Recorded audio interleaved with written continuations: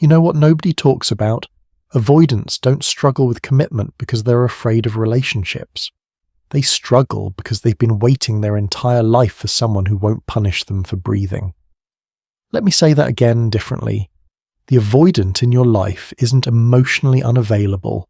They're emotionally selective, and there's a massive difference. See, most people think avoidants are these fortress-dwelling hermits who've sworn off human connection. That's garbage. What's actually happening? They're protecting something precious, something most people lost touch with years ago, the ability to tell the difference between real safety and performed intimacy. And here's what's wild. When an avoidant finally recognizes that safety in another human being, they don't just open up. They bond at a depth most people will never experience in their entire lives. We're talking about the kind of loyalty that doesn't need Instagram posts or constant validation, the kind that just is. So if you've ever loved an avoidant and felt like you were speaking different languages, this is for you. And if you are avoidant and you're tired of being called commitment phobic, this is definitely for you. Because I'm about to show you exactly who breaks through those walls, why 99% of people bounce off them, and what happens when an avoidant finally says, it's you. The thing. Everyone gets wrong about emotional guardedness. Here's the lie we've all been sold. Vulnerability equals strength, and if you're not crying in public or sharing your trauma on the first date, you're emotionally stunted. But avoidants aren't emotionally stunted. They're emotionally strategic, and there's a reason for that. Picture this. You're 7 years old. You fall off your bike, scrape your knee, and run inside looking for a hug. But instead of comfort, you get, "You're fine. Stop being dramatic." Or worse, you get nothing at all. Just empty rooms and the TV. Playing in the background, your nervous system takes notes. It writes in permanent ink. Showing pain doesn't bring help. It brings shame. So don't show it. Now, fast forward 20 years. You're an adult who looks calm under pressure. People call you independent, self-sufficient, maybe even cold. But inside, you're feeling everything. You're just doing it alone because that's the only way you learned how to survive feelings without falling apart. This is the truth about avoidance that most people miss. They're not numb. They're contained. They didn't choose detachment because they hate love. They chose it because love, in their experience, came with conditions, with expectations, with the constant threat of disappointment. So they learned to need less, to want quietly, to love from a distance where it felt manageable. But here's the thing, that distance, it's not a preference, it's a protection plan. And the moment someone shows up who doesn't activate that alarm system, everything changes. The walls don't disappear overnight, but they stop feeling necessary. And that's when the bond begins. What makes someone safe enough to let in? Okay, so if avoidants are just protecting themselves from bad love, what does good love look like to them? It's not what you think. It's not grand gestures. It's not love letters or surprise parties or constant reassurance. In fact, all of that can feel suffocating. What an avoidant recognizes as safe is someone whose energy doesn't spike when they step back. Someone who doesn't interpret space as rejection. Someone whose nervous system stays regulated even when theirs doesn't. Let me paint the picture. Most people, when they sense distance, immediately go into overdrive. They text more. They ask, "Are we okay?" 17 times a day. They create emotional urgency where there wasn't any. And to an avoidant, that urgency feels like a trap closing. But the rare person, they notice the distance and they don't panic. They don't make it mean something catastrophic. They simply give space without disappearing. They stay present without crowding. That's the magic formula. Presence without pressure. Think of it like this. Imagine you're a wild animal that's been hunted before. Most people approach you with loud voices and sudden movements, trying to prove they're friendly. But all you hear is danger. Then one day, someone sits down at the edge of the clearing. They don't rush toward you. They don't demand trust. They just exist. Calm, steady, non-threatening. And slowly, you start to come closer. Not because you were forced, but because for the first time, closeness doesn't feel like a risk. And that's what the rare person does for an avoidant. They create a field of calm. And in that calm, the avoidant's nervous system finally gets permission to rest. This person doesn't need constant proof of love because they're not operating from insecurity. They don't weaponize silence because they understand it's not personal. They show up the same way on good days and bad days, which is the ultimate love language for someone who's been conditioned to expect inconsistency. And here's the kicker. This rare person doesn't even realize they're rare. They're just being themselves, and that authenticity is exactly what the avoidant has been scanning for their entire life. Why most people crash and burn.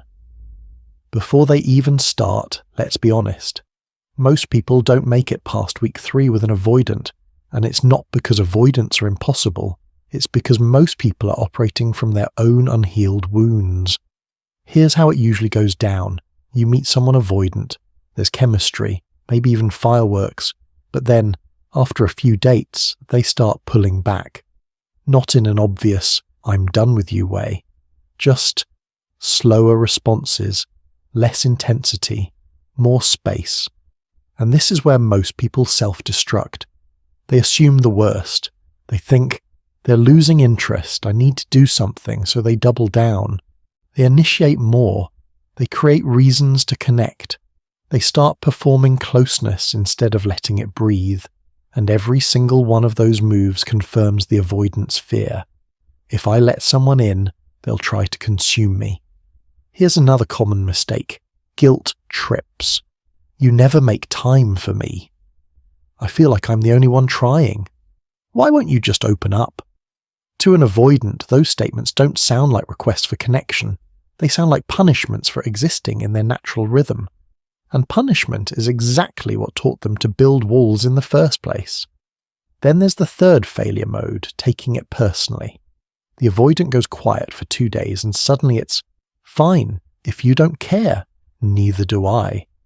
Or worse, weaponize silence in return. That's not boundaries. That's retaliation. And avoidants can smell retaliation from a mile away because it reminds them of every conditional relationship they've ever had. So what happens? They retreat even further. Not out of malice, out of self-preservation. Because to their nervous system, your reaction just proved that closeness equals emotional chaos. The tragic part? Most people who fail with avoidance aren't bad people. They're just wounded in the opposite direction. They're anxiously attached. They need reassurance to feel safe, while avoidants need space to feel safe. And when those two nervous systems collide without awareness, it's not a relationship. It's a slow-motion car crash. But when someone shows up who doesn't need the avoidant to regulate them, who can hold their own emotional center without making the avoidant responsible for it? That's when everything shifts. What it actually looks like. When an avoidant chooses you all right, let's talk about what happens when an avoidant finally bonds. Because it won't look like the movies. There's no tearful confession, no dramatic, I've never felt this way before speech. Avoidant love is quieter, subtler, but if you know what to look for, it's unmistakable. First, they start letting you see behind the curtain. And I don't mean they trauma dump on date 2, I mean they start sharing the real stuff, the stuff they usually keep locked away. Maybe it's a story about their childhood they've never told anyone. Maybe it's admitting they're scared of something. Maybe it's just letting you see them tired, unfiltered, human. That's huge, because avoidants don't perform vulnerability. If they're showing you that side, it's not a tactic, it's trust. Second, their version of I love you shows up in action. They might not say it every day, but they'll prove it in 1,000 tiny ways.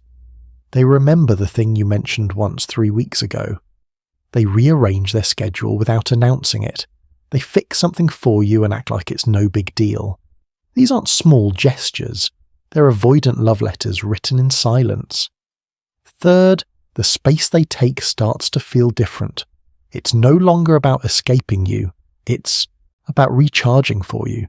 They'll pull back for a day or two, but they always come back. And when they do, they're more present, more engaged, more there.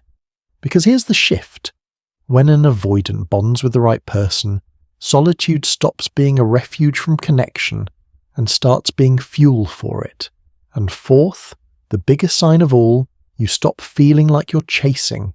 You start feeling chosen, not in a loud, showy way, but in a deep, settled, unshakable way. You're not their backup plan. You're not their project. You're their person. And for an avoidant, that designation is sacred. It doesn't get handed out lightly. And once it's given, it doesn't get taken back. Because avoidants don't do revolving door relationships. They don't bond and unbond every 6 months. When they commit, it's cellular. It rewires their entire sense of home. And that's why this bond feels different from anything else. It's not built on neediness or infatuation. It's built on safety. And safety, once established, doesn't fade. The hidden screening process. You didn't know you were in Here's Something Wild. Every interaction with an avoidant is a test. But they're not testing you to be cruel. They're testing to see if you're dangerous. Let me explain. The first test is the patience test. They go quiet. They need a few days of space. And your job? Don't freak out. Don't fill the silence with panic. Don't make their need for space about your worth. Pass this test and you prove something critical. Their rhythm is safe with you. The second test is the autonomy test. Can you have your own life, your own interests, your own emotional center, without needing them to constantly validate it? Because if you can't, they'll feel responsible for your happiness, and responsibility feels like a cage. But if you show up whole, with or without them, they relax. Because you're not asking them to complete you, you're inviting them to complement you. Big difference. The third test is the consistency test. Are you the same person on Tuesday that you were on Saturday? Or do your moods swing wildly based on how much attention they're giving you? Avoidants have lived through inconsistency. They've been loved conditionally, so they watch for patterns. And if your presence is steady, day after day, week after week, that's when the walls start coming down. The fourth test is the respect test. Do you honour their boundaries, or do you push and prod and guilt them into changing? Because if you push, you're just confirming that love means losing themselves. But if you respect their edges without resentment, something incredible happens. Those edges soften on their own. None of these tests are conscious. The avoidant isn't sitting there with a checklist. Their nervous system is simply scanning for one thing. Will this person hurt me if I let them close? And most people fail without even knowing they were being evaluated, because they operate from their own needs, their own timelines, their own definitions of love. But the rare person, they pass every test without trying, because they're not performing safety, they're being it, how to become the one they'll never let go. So let's get practical. How do you actually become that rare person? First, anchor yourself. If your emotional state depends on how quickly they text back, you're already in trouble. Avoidants need partners who are emotionally self-sufficient, not distant, not cold, just solid. Do your own inner work. Build your own life. Find your own center. Because the second you stop needing them to regulate you, they'll feel safe enough to actually want to be close. Second, reframe space. When they pull back, don't make it a crisis. Make it a breather. Send a message like, "Take all the time you need, I'm not going anywhere." and then actually mean it. That one move, that simple reassurance without neediness, is worth 1,000 love confessions. Third, show up consistently, not obsessively. Consistently. Be the same warm, steady presence whether they're texting you every hour or once a week. Because that consistency is how trust gets built, brick by brick. Fourth, love them as they are. Don't try to fix them. Don't try to make them more expressive, more available, more like you. Love their rhythm, love their pace. Love the way they show love, even if it's different from how you do. Because the moment you stop trying to change them, they'll finally feel free to change on their own terms. And fifth, be patient, but not a martyr. There's a difference between giving someone space and letting yourself be breadcrumbed. If you're consistently showing up and they're consistently unavailable, that's not an avoidant being cautious. That's someone who's not ready, and you deserve someone who is. So yes, be patient, but also know your worth. The right avoidant will meet you halfway, maybe not loudly, maybe not immediately, but they will. And when they do, that bond will be worth every single second you waited. The final truth about avoidant love. Here's what most people don't understand. Avoidant love isn't less than anxious love or secure love. It's just different. It's quieter, slower, deeper. When an avoidant bonds, they're not handing you a part of themselves. They're integrating you into their survival system. You become the exception to every rule they built to protect themselves. And that's not something they do casually. So if you're loving an avoidant, stop seeing their walls as rejection. Start seeing them as protection for something incredibly valuable. And if you can prove, through presence and patience, that you're not a threat to that valuable thing, the walls won't just come down, they'll transform into bridges. And if you are avoidant, I need you to hear this. You're not broken. You're not incapable of love. You're just careful. And being careful is a strength, not a flaw. The right person won't punish you for it. They'll honor it. And when you finally let them in, you'll realize that love doesn't have to be a cage. It can be the first safe place you've ever known. So here's my question for you. Drop a comment right now. If you're avoidant, what's the one thing you wish people understood about how you love? And if you love an avoidant, what's been the hardest test to pass? And if this resonated, hit subscribe. Because next time, I'm breaking down the exact phrases that make avoidance feel safe instead of cornered. The words that build bridges instead of walls. You wanted to know who avoidants bond with for life. Now you know. It's the person who doesn't demand they be different. The person who proves quietly and consistently that love doesn't have to hurt. Be that person and watch what happens. What